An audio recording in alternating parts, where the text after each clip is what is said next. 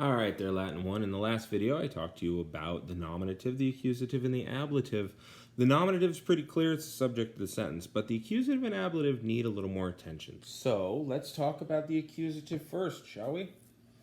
The accusative deals with direct objects specifically, okay? So puellas lupus petit. The wolf, that's your subject, right, seeks the girls. They're the things that he seeks, therefore they are the direct object. So they're in the accusative case. They're accusative, feminine, plural there. Puer puellam teret. The boy, he's your subject. He's nominative, singular, masculine. What does he do? He frightens. What does he frighten? The direct object, the puellam, the girl. Arboram ascendit, right? He climbs up. What does he climb up? The tree. And ramum aripit. He snatches. What does he snatch? The branch. Okay? Now, accusative can also, again, pause it, make what copies you need. The accusative can also be certain prepositions, as we've seen. Ad revum, in hortum, in piscinam, prope revum, per villam, right? So toward the stream, into the garden, into the fish pond, near the stream, through the house. All of those are prepositions that take the accusative case. They govern the accusative. So the accusative is either prepositions or direct objects. You can pause that.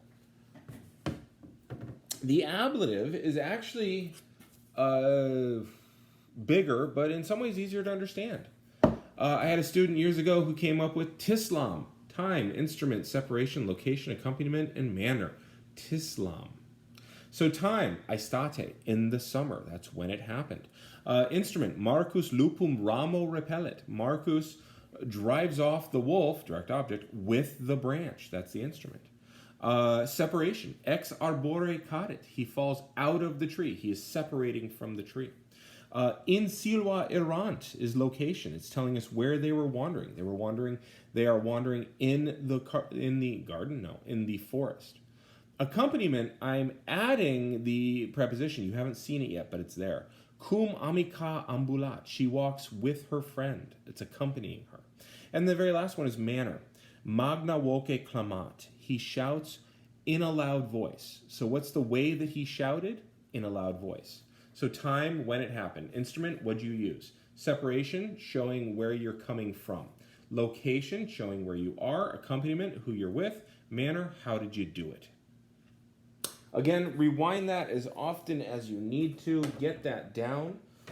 Here is a thing about all of that. Here are the sentences. Sorry, I got caught between three thoughts.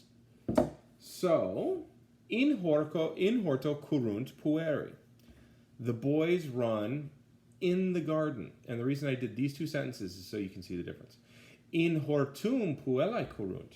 The girls run into the garden. So, it's accusative if I fire an arrow into you. It's ablative if the arrow sticks in you. Now let's move on to the other sentences. Aestate Cornelia in villa habitat. So in the summer time, Cornelia, she's your subject, she lives in the country house. Location. Sextus ex arbore cadit. Sextus falls out of the tree. Separation. Magna voce puellae clamant. The girls shout, magna voce, in a loud voice.